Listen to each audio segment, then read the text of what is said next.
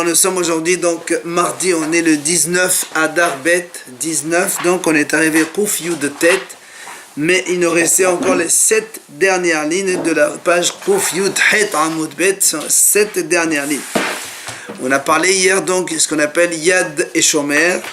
Donc Yad c'est le manche d'un aliment, donc c'est quand on touche indirectement un aliment. On a dit que ça amène l'impureté pour l'aliment même. Donc, si on ne touche pas l'aliment, on a pris l'exemple d'un os collé à un morceau de viande, ou bien la peau de l'animal collée à un morceau de viande. Et on a parlé après de shomer, un protecteur. Ça, c'est le cas de la peau qui protège la viande de l'animal. Et là-bas, on a dit aussi, donc, ça transmet l'impureté dans les deux sens. Plus, pour un shomer, mistarev, ça s'associe pour faire kabetza. Amarav, donc, les 7 dernières lignes. En yad lefachot mekazait, ve en shomer lefachot mekfol.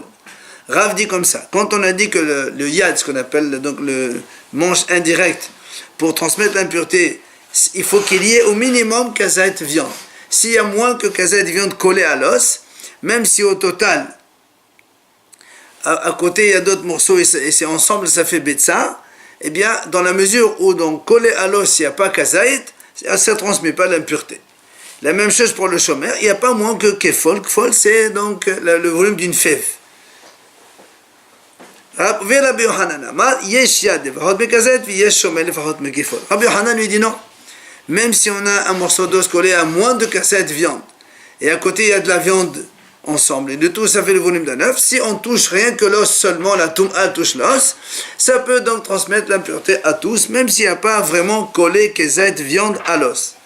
Et la même chose, il y a shomer pour Rabbi Yohanan, les farad mikefol, même s'il y a moins que le volume d'une fève collé à la peau d'un animal, donc de viande collée à la peau d'un animal, et à côté il y a plus de viande pour faire kabetza, eh bien si on touche la peau seulement, il y a transmission d'impureté. Voilà donc Mahlokat Rav et Rabbi Yohanan, et la Gemara va poser donc des questions. Mais TV on objecte.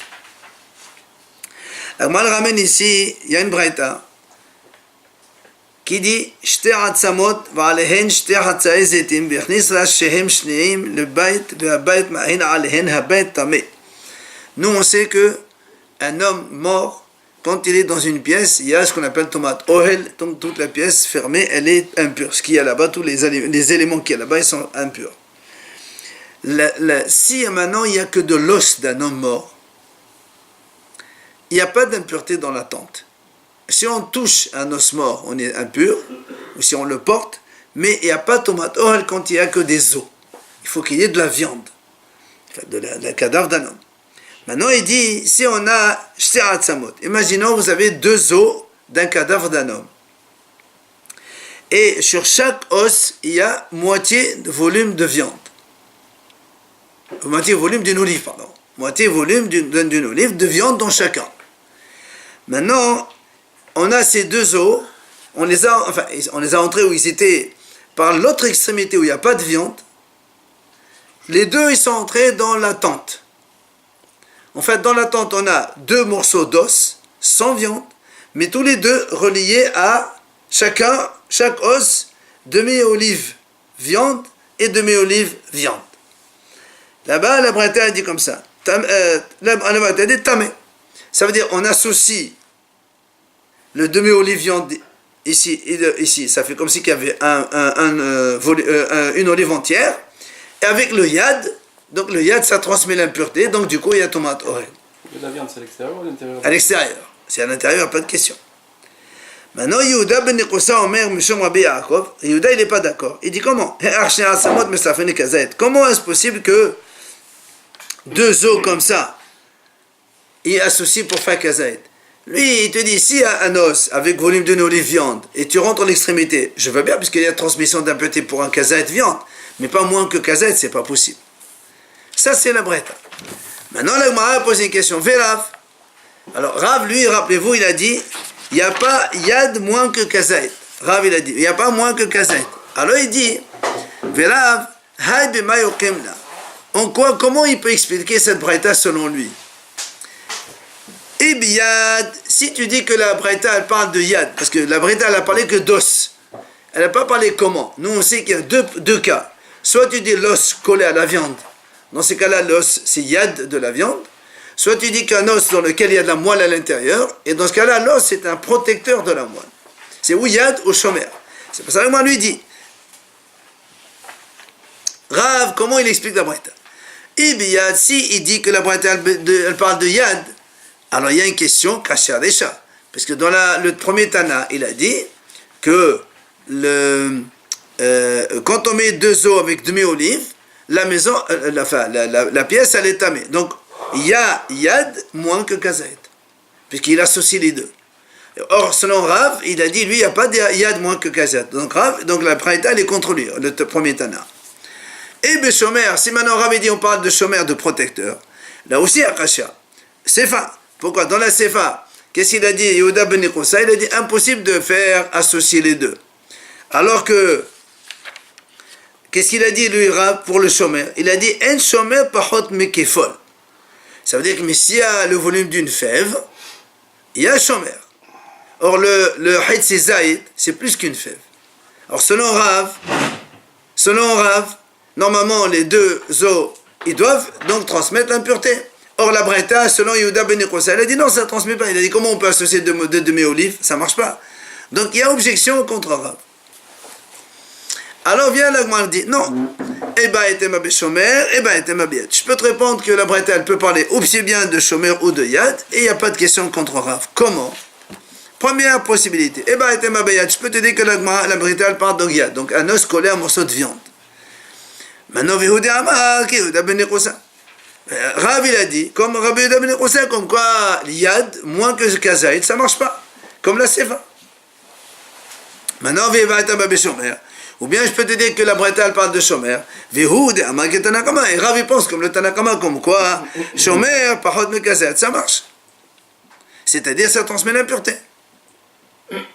Maintenant, Rabbi Yohanan, que lui il a dit, Rabbi Yohanan, il y a tom'a dans les deux cas. Même s'il n'y a pas kazet, aussi bien pour yad que pour shomer.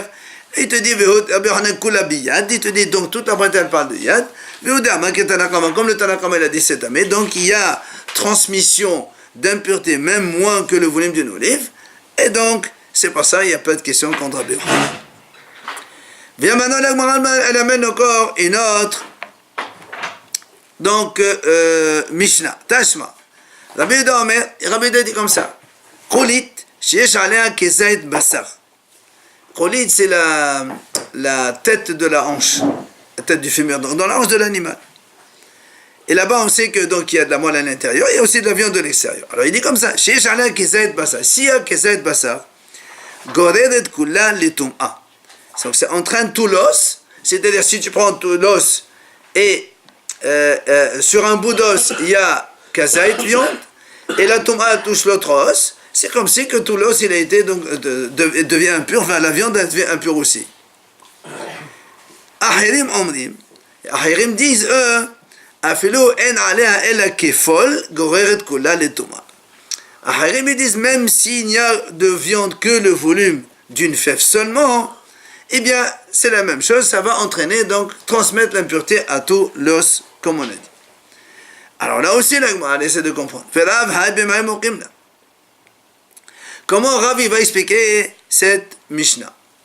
Et biyad, si il dit qu'on parle de yad, c'est-à-dire un os collé à un morceau de viande, caché à sefa, puisque Rav il a dit moins que kazaït ça marche pas, or lui il a dit même kefol ça transmet l'impureté, donc le Tana est contre lui. Maintenant ebe shomer, si tu me dis qu'on parle de shomer, donc c'est un os avec de la moelle à l'intérieur, caché à desha, puisque dans la Risha il a dit Rabbi Yehuda quand il y a kazaït,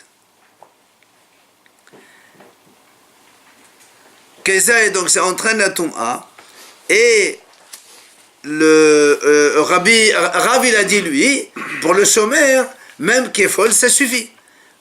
D'accord? Rav il a dit, en shomer pachot mekfol. Pour le shomer, il n'y a pas moins que le fol. Et or, donc s'il y a fol, déjà fol c'est moins le volume d'une demi-olive. Or là il dit, il faut qu'il y ait kazaït. Donc il y a de toute façon une question, donc dans les deux cas, aussi pas la Recha que la Sefa contre Rav. Alors, là aussi, l'Agmar répond. Eba etem abiyad. Je peux te répondre que la Mishnah ici, elle parle de yad. Yehuda Amar ke Rabbi Yehuda. Lui, il a dit comme Rabbi Yehuda, donc Tanakama, donc ça fait comme il est comme le Tanakama. Bien, tu dis aussi que lui, il parle de Shomer. Il est comme les Ahirim, qu'eux, ils ont dit que moins que le Kazayit, ça marche. Maintenant, Rabbi Yochanan Amar, Kula Beshomer, Veodama Kahirim. Rabbi Yochanan, il dit, moi, je peux dire que je parle de Shomer. Et Rabbi Yochanan, il dit comme les Ahirim. C'est-à-dire que même moins que Kazayit, ça marche. Alors, le Gemara s'étonne et dit, comment tu dis que Rabbi Yochanan dit comme Ahirim? Ahirim, qu'il faut le Ka'amri. Parce que Rabbi Yochanan, lui, il a dit, il y a Shomer, même moins que le volume d'une fève. D'accord? Or, ici, le Ahirim, eux, ils ont dit, il faut qu'il y ait une fève minimum. Alors toi, tu me dis, Rabbi Yochanan, il pense comme Ahirim, c'est pas pareil. C'est la Gemara s'étonne, comment Ahirim, qu'il faut le Ka'amri? Alors, il te répond, Rabbi Yochanan, il dit, c'est vrai. Mais en vérité, Ahirim, même moins que Fol, ils sont d'accord, ça transmet l'impureté. Alors pourquoi ils ont dit comme le volume d'une fève?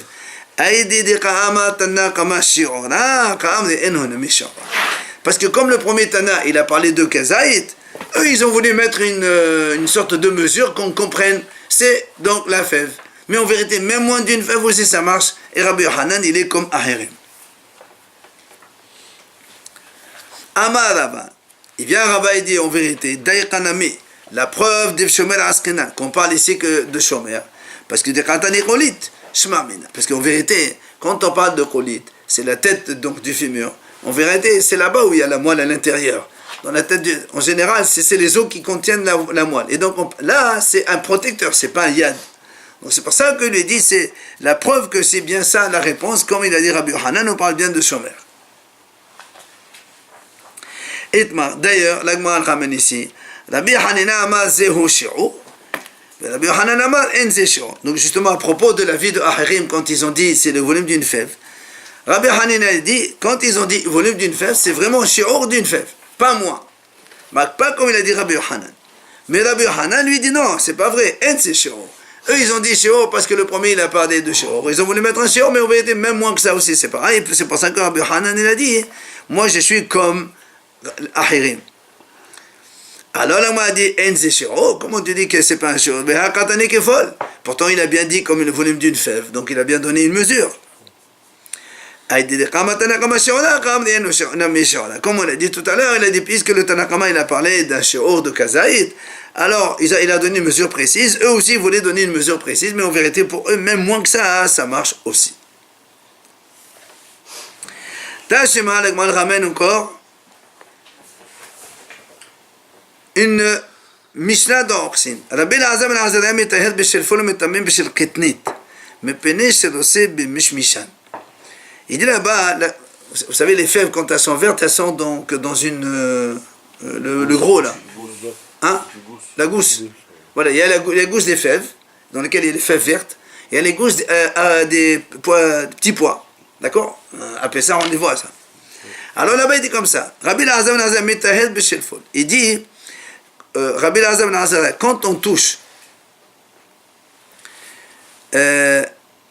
l'enveloppe, donc la gousse, où il y a des fèves dedans, donc s'il y a une toum'a qui touche la gousse où il y a des fèves dedans, nous on penserait que la gousse c'est l'enveloppe des fèves. C'est normal parce que ça protège les fèves, c'est ça, d'accord? Mais il dit, étant donné que les fèves elles sont assez, elles-mêmes elles ont une enveloppe à l'intérieur, en vérité on n'a pas besoin de l'enveloppe de l'extérieur, donc c'est pas un shomer. Donc si tu touches l'enveloppe de la gousse de la fève, donc une tomate qui touche la gousse de la fève, ben les fèves à l'intérieur ne sont pas tamées. Ça c'est dit Rabbi Elazar. Metaher b'shel fol. Par contre, on met tamé b'shel ketnis. Pour les petits pois, ça c'est vraiment un shomer. La gousse des petits pois, c'est un protecteur des petits pois. Parce que les petits pois ils sont petits, il n'y a pas autre chose, on les mange comme ça. Donc ça sert un petit peu de protection. Mais Péné, c'est Bémishmeshan, il dit parce que tout simplement, il a besoin pour les petits pois, si on les touche, donc on les touche, ça va les abîmer. Donc c'est sûr que la gousse, elle les protège. Alors là, automatiquement ici, on a une question, puisque dans les petits pois, si tu prends toute la gousse, il n'y a pas le volume Kezaït. Même si tu dis qu'il y a 5, 6, 7 petits pois, ça ne fait pas Kezaït. Et or, ici, qu'est-ce qu'on a dit? C'est ça? Donc on voit bien que même s'il y a moins que Kazaït, lui il a dit Metame. Alors que Rav il a dit il n'y a pas de Yad. Non, Rav il a dit pour le Shomer, il n'y a pas de Shomer moins que le volume d'une fève. Or, imaginons, nous on sait très bien que dans les gousses, des fois dans des petits pois, tu peux avoir 1 ou 2 ou 3. Et ça c'est moins que le volume d'une fève. Pourtant il dit c'est tamé. C'est une entité, non? Hein? C'est une entité, c'est la gousse. Oui, mais le protecteur, il protège un volume. Il nous faut un volume, nous. Donc, tu vois bien qu'il y a une objection contre Rav. Alors, vient l'Agman répond, elle dit, c'est vrai, mais je peux te répondre. L'Agman dit, en vérité, là-bas, il y a une autre question, une autre réponse, mais la réponse de là-bas, elle vaut pour nous. Il dit, ici, on ne parle pas de la gousse. On parle, en fait, kulha, c'est, on a toutes les gousses, elles sont attachées à la branche de l'arbre. Enfin, c'est pas un arbre, c'est mais les fèves, elles montent un petit peu dans le truc. Et quand ça monte, en fait, on a comme s'il y a une tige de la plante sur laquelle il y a plein de choses. Et donc, on parle en fait de cette branche-là, on parle pas de la gousse qui entoure les petits pois. Et donc, et c'est plus chômeur, on parle de yad ici. Et donc là, il y a bien le volume plus que une fève, évidemment. Et le yad transmet une pureté au... Bien sûr. Quand il y a plus que kazette, c'est évident, tout le monde est d'accord. Parce que de yad à shomer, et shomer, ça... Non, yad, tout à l'heure on pensait que c'était shomer, et c'était une question contre Rav, il va te dire, non monsieur, on ne parle pas de shomer, on ne parle pas de la gousse unique. On parle de la branche avec plein de gousses à l'intérieur. Donc si tu touches la branche, la branche, tout est tamé. Et alors, c'est quoi mishmishan? Mishmishan, on dit, nous, on touche les petits pois. Et si tu as un bouquet, il n'y a pas de mishmishan, il dit, non, on parle ici de teshmishan. C'était le fait de le déplacer. C'est pas un problème, donc ça répond bien à la question. Encore une autre question, la Gemara ramène, Tashema. Detana devir Rabbi Ishmael. On a vu déjà, nous, ça. Hein? Rappelez-vous, quand on a posé la question, où c'est qu'on voit la notion de shomer. On a dit, c'est marqué dans la Torah, Al-Kol Zera, Zeroa, Asheri Zarea. Et là-bas, Rabbi Ishmael a dit, pourquoi il y a marqué Asheri Zarea? Nous, on a dit, comment on a pris la notion d'enveloppe? C'est parce que la Torah dit, de la même façon qu'on sème les graines de blé, de lentilles ou d'orge, quand on les sème, la graine, elle est avec une enveloppe. Donc, il y a une protection. Or, nous, on sait très bien que la graine de blé, elle ne fait jamais kzaït. Et pourtant, de là, tu as appris la notion de shomer. Et donc, tu vois bien ici, shomer, moins qu'effol, qu'une fève. Question contre Rav. Rav, il a dit, non, il n'y a pas de protection moins d'une fève. Et voilà ici, il y a protection. Alors, viens la Gemara ici, elle répond beaucoup plus simplement, Briyashan. Et tu dis, non, ça c'est différent parce que c'est une entité, créature. Le graine, c'est une entité. Mais pas comme le morceau de viande ou autre chose. Ça, c'est pas une entité. Quand il y a des morceaux de viande, là, il faut qu'elle folle. Mais quand il y a une entité à part entière, alors là, même moins que folle, ça quand même interdit. Ça transmet quand même. Ba'e Rav Oshaya. Il vient à Rav Oshaya et pose une question. Il dit, Shene Shomrin, Maoshistaf. Vous vous rappelez, hier on a posé la question, si on a la peau et on a un morceau de viande collé à la peau, est-ce que la peau, ça s'associe avec la viande pour faire kabetza, pour recevoir l'impureté, oui ou non? On a répondu que oui. La peau et la viande, mistarif.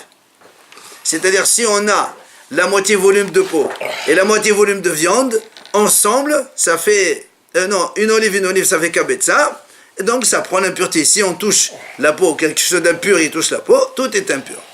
Il dit maintenant, Rav Oshaya pose une question. Si on a shne shomrin, c'est-à-dire, imaginons qu'il y a une peau, au-dessus il y a autre chose, et un pot de viande, et première protection, deuxième protection, plus la viande, ça fait kabetza. Est-ce qu'on compte, oui ou non? Est-ce qu'on peut mesaref ou pas? Alors elle m'a dit, elle pose une question. Mais comment c'est ton cas, toi? Elima bezé al gavzé. Si tu me dis que donc la protection, il y en a un au-dessus de l'autre, une protection au-dessus de l'autre protection, alors il dit, ça, c'est pas une question. Pourquoi? Oumi eka shomer gav shomer. C'est pas possible, ça n'existe pas, ça. Pourquoi ça n'existe pas? Ça n'existe pas, c'est-à-dire, ça ne s'associe pas, c'est évident. Pourquoi? Il dit, Véatnan, parce qu'il y a une Mishnah qui enseigne. Rabbi Yehuda Omer, il dit Rabbi Yehuda, Shalosh klipot babatzal. dans l'oignon, vous savez l'oignon comment il est fait, il dit il y a 3 enveloppes. Pnimit, celle qui est à l'intérieur complètement, celle qu'on mange, ben shlema ben gdola mestarefet. Qu'elle soit entière ou qu'elle soit trouée, elle s'associe avec l'oignon lui-même. Parce que c'est elle, la peau intérieure, elle se mange avec l'oignon. C'est carrément, c'est même pas une protection. Emtsarit, l'enveloppe du milieu, shlema mestarefet, si elle est encore entière, donc elle s'associe. Mais si elle est gdola, si elle est percée, donc elle ne protège plus, si elle est trouée. Donc si elle ne protège plus, elle ne s'associe pas. Hitsona, l'enveloppe extérieure complètement, celle-là, benkar ou benkar teora. Dans tous les cas, elle est tahor. C'est-à-dire, celle-là, elle ne s'associe pas avec les autres. Donc tu vois bien quand il y a une au-dessus de l'autre, celle de dessus, elle ne s'associe pas avec celle de l'intérieur. Donc ça, c'est déjà... la question, elle n'est pas posée de cette façon. Donc comment elle est la question de Rav Oshaya? Alors vient l'Agmar dit non, voilà la question, comment il pose Rav Oshaya. Rav Oshaya, shomez ochel shechil lekocha meve'ele. Il dit, la question de Rav Oshaya, en vérité, c'est comme ça. Il y avait un morceau de peau avec un morceau de viande. Le total, ça faisait kabetza. Donc si on laisse comme ça, on touche la peau, évidemment, ça prend l'impureté. Le problème ici, c'est que lui, il a coupé ça en deux. La peau avec la viande, il a coupé en deux. On a d'un côté un morceau de peau avec la viande, un morceau de peau avec la viande. Le tout, ça fait kabetza. Mais là maintenant, ça fait moitié-moitié, gazette d'un côté, gazette de l'autre. Est-ce que ça s'associe ou pas? La question, elle est comme ça.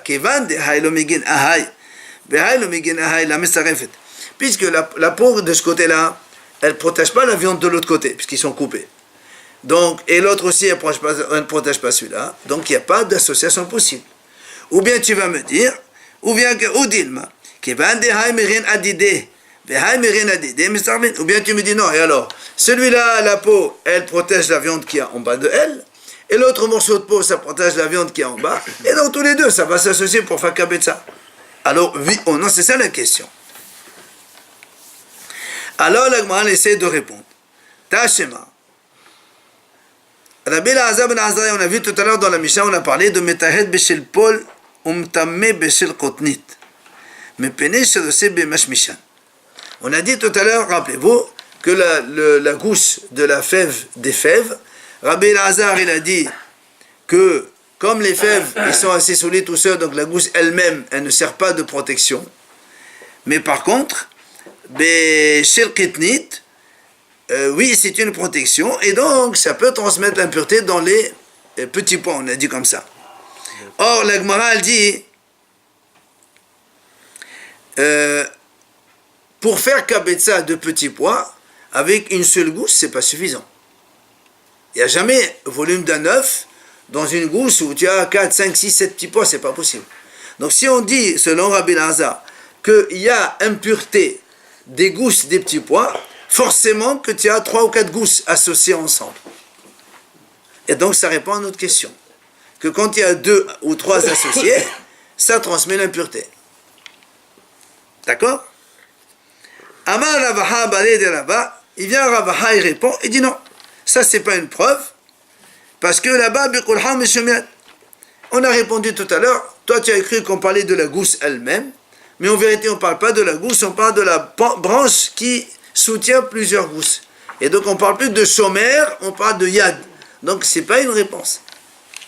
Et comme on a dit, Umay bemash mishan, ça veut dire betash mishan, c'est donc le fait de le déplacer, c'est pas de toucher les petits points.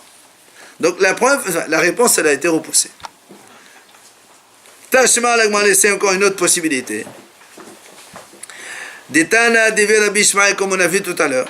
Rabbi Ishmael, il a dit, ça marqué dans la Torah, et on a dit, la preuve du shomer, elle vient d'où? De ce que la Torah a dit,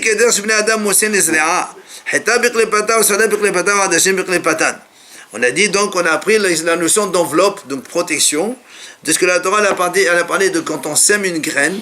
Alors quand on sème une graine de blé ou d'orge ou de lentilles, elle est toujours avec son enveloppe. Et donc tu vois bien que là-bas on a dit que l'enveloppe aussi ça marche pour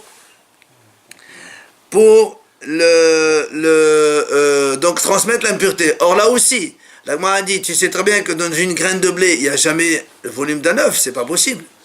D'accord? Donc il faut qu'il y ait plusieurs graines de blé ensemble pour qu'on associe chaque enveloppe. Et comme chez nous, répond à la question, quand il y a deux moitiés avec donc chomer moitié-moitié, ça marcherait. Donc la réponse, elle est là.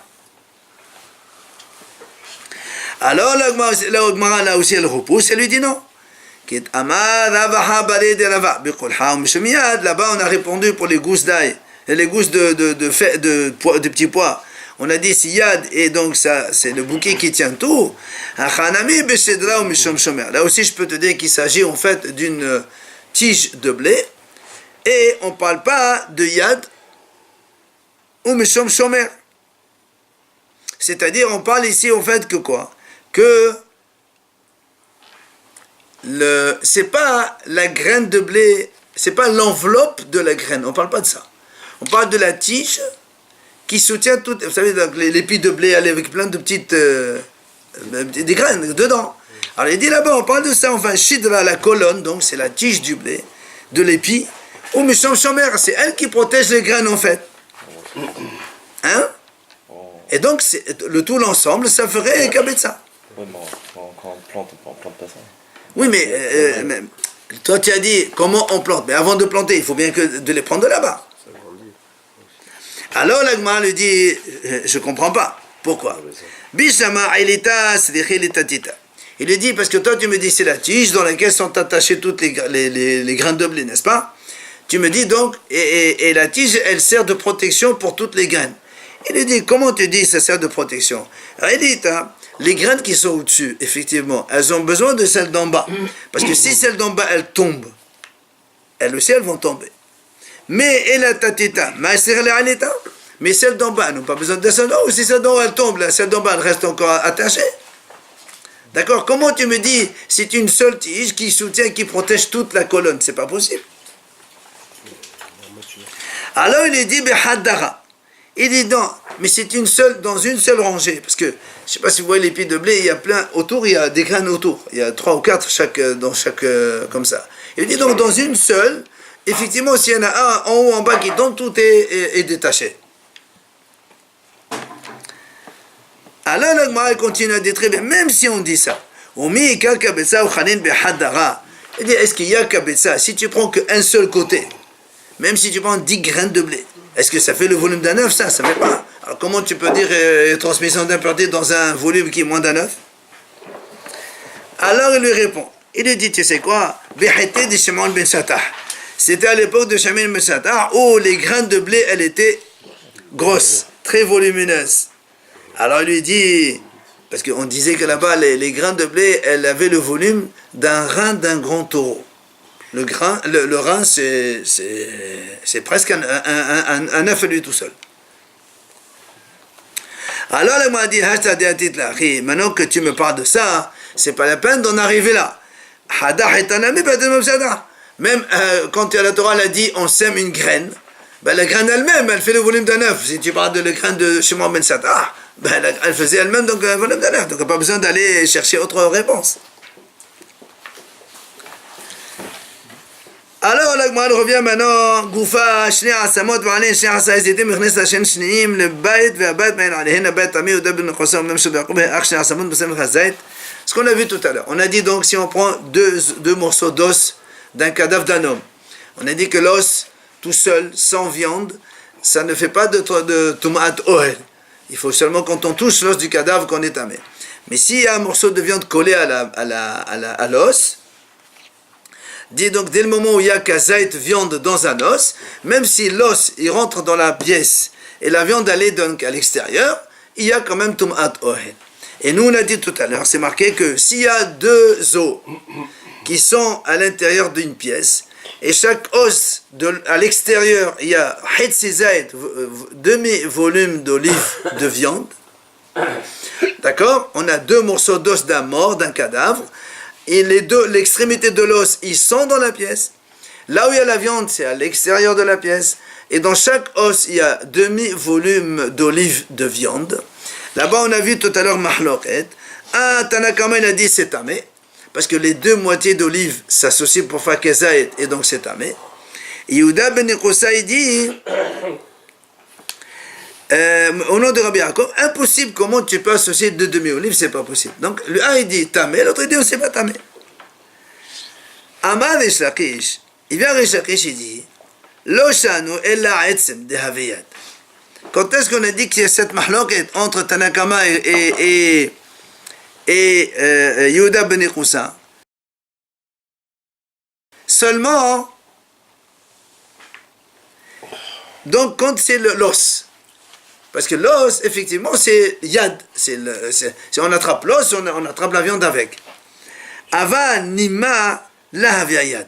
Mais si c'est un cheveu, par exemple, un cheveu attaché à de la viande, et le cheveu, il est à l'intérieur de la pièce, et la viande, elle est à l'extérieur de la pièce, il dit là, c'est pas yad.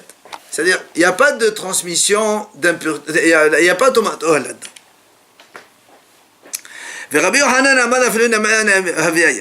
dit non, même un cheveu collé à un morceau de viande, imaginons, vous avez un morceau donc, de tête d'un cadavre, et il y a un grand cheveu qui rentre dans la pièce, et le reste, il est à l'extérieur.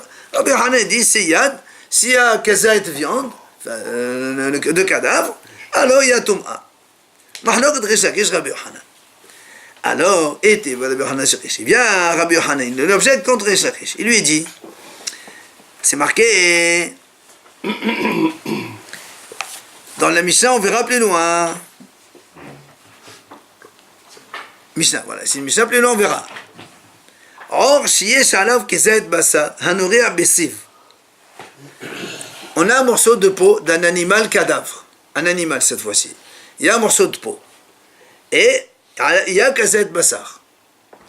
Et Nogia Betsiv, Hayotse Memenu. Et ça touche un cheveu ou un fin fil de viande qui sort de ce morceau-là. Tamé. Il a dit, si on touche donc le cheveu ou le morceau, le fil de viande, qui est attaché à cette peau avec de la viande, c'est tamé. Alors il a dit comment? Tu vois bien que si c'est tamé, c'est que ce cheveu-là, il sert de manche pour la viande. Même si le cheveu en lui-même, il n'est pas solide, tu tires, ça va s'arracher. Donc, question contre Rish Lakish. Comment toi tu dis un cheveu, c'est pas un yad? Alors il lui répond, il dit non, là, Mishum Shomer. Là-bas, c'est pas à cause de yad. Là-bas, le cheveu ou le morceau de fil de viande, c'est un shomer. C'est une protection.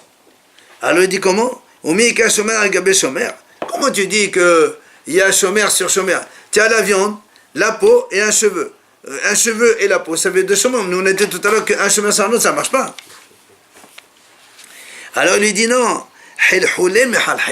Il dit c'est différent ici. Parce que le poil, le cheveu de l'animal, il rentre dans la peau, il va jusqu'à la viande. Le poil, il n'est pas à la superficie, il rentre dans la peau. Et il va jusqu'à la viande. Donc c'est un seul shomer, c'est pas deux shomeries. Ah, il lui dit, il lui dit, si c'est comme ça, si tu me dis que le poil, il perce la peau, il arrive jusqu'à la viande, alors il pose carrément une question complètement à l'extérieur. Comment on peut écrire des tefilines sur une peau dans laquelle il y a des trous? Parce que si tu me dis que les poils, ils percent, ce qu'on appelle les orifices pileux, ils percent la peau. Donc quand après on gratte, dans la peau il y a plein d'orifices microscopiques. Or il dit, c'est marqué dans la Torah, pourtant c'est marqué, il faut que l'écriture soit entière sur une peau entière. Or si la peau elle est percée, on ne peut pas écrire dessus, d'après ce que tu dis. C'est toutes les peaux alors. Ouais. Mais c'est pas vrai que le cheveu il va jusqu'à la Bien sûr que je vais. C'est vrai? Mais c'est évident. Ça reste pas à la superficie le cheveu? Non. Alors l'Agma a dit comme ça.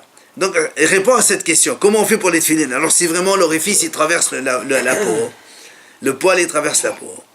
Il dit, il a oublié ce qu'on a enseigné en Israël. On a dit comme ça. On dit c'est vrai que même s'il y a des orifices microscopiques, si quand on passe l'encre elle sent pas l'orifice et ça écrit, ça s'appelle plus un orifice. S'il y a un orifice, un trou vraiment visible, là, c'est vrai que ça marche pas, on peut pas écrire dessus. Mais là, c'est pas le cas. C'est tellement microscopique que ça ne se sent même pas. Même si elle est tannée. Un orifice, c'est un orifice. Même si tu tannes une peau trouée, elle reste trouée, la peau. Hein, même si elle n'est pas trouée en profondeur, elle est trouée en superficie. Non, mais le trou, nous, on dit que l'orifice, il traverse, il va jusqu'à la profondeur. Maintenant, ou bien l'agma dit, tu sais quoi? On revient à ce qu'on a dit tout à l'heure. Koulé mishum yad. C'est pas shomer, c'est yad. Alors tu vas me dire dans ces cas-là une question. Si c'est yad, comment nous on dit yad, ça prend l'impureté? Et Rish Lakish, il a dit que le cheveu, c'est pas yad. Alors il répond, c'est pas un problème. Ket amada bil'a bimlai sheben hamleim. Achanami benema sheben animin. Il lui dit, on a vu que Rabbi Il'a, il a répondu dans un autre cas. Dans un autre cas, il a parlé vous savez que les épis de blé, il y a la graine, il y a toute une branche, toute une tige fine. Je ne sais pas si vous voyez ce que c'est l'épi de blé. Vous savez, il y a la graine, après il y a un fil, voilà. Alors lui, il dit, là-bas, quand on touche un, c'est sûr que ça casse vite fait, mais quand tu attrapes tout un temps ensemble, ça tient. Alors il dit la main, même s'il y a avec un cheveu, c'est vrai qu'il y a un poil, tu tires un poil, ça va se déchirer, ça ne va pas te soulever le reste. Mais si tu attrapes plein de poils en même temps, ben c'est bien yad, ça va tenir. Donc ça marche comme yad. Et bien là, aussi, à quel sujet on a parlé de cet enseignement de Rabbi Il'a? Il dit sur ça, lequel? Alors, donc justement, ces tiges fines qu'il y a sur les épis de blé, d'accord, elles transmettent l'impureté et elles prennent l'impureté, mais elles ne s'associent pas avec la graine de blé. Alors on a posé la question là-bas, mais là il est rasé. Comment tu dis que ça transmet l'impureté? Mais si tu touches, ça se déchire complètement, comment ça peut marcher? C'est pour ça qu'il a dit non, alors un seul ça se déchire, mais quand tu attrapes plein d'un coup, ça se déchire pas, ça attrape. Donc c'est yad. Il y a une autre version pour répondre donc à cette mahlok de Rish Lakish Rabbi Yochanan. Donc il lui répond, c'est vrai, donc il lui a dit, quand tu lui as posé la question, comment est-ce que c'est shomer al gabé shomer? Il dit non. Tu es obligé de dire que c'est shomer. Parce que car si tu dis yad, un seul poil, il ne peut rien faire. Tu ne peux pas être yad, c'est quand on tient le manche, ça attrape la viande avec. Mais là, avec un poil, tu tires le poil, ça va se déchirer, ça ne va pas rester. Et il lui répond la même chose, que c'est comme on a dit maintenant, un poil, c'est vrai, ça se déchire, mais quand tu attrapes plein de poils à la fin, c'est bien yad, ça tient bien la viande. Exactement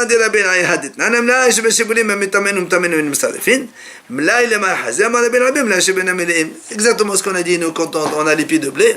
Si tu attrapes un seul, c'est sûr que ça va se déchirer, ça va pas tenir. Mais quand tu attrapes plein d'un coup, alors évidemment ça sert comme yad. Et c'est pour ça que là-bas on a dit c'est métamé ou métamé, c'est-à-dire prendre l'impureté, ça transmet l'impureté, parce que justement à travers tout cela, tu peux tenir les graines de blé avec.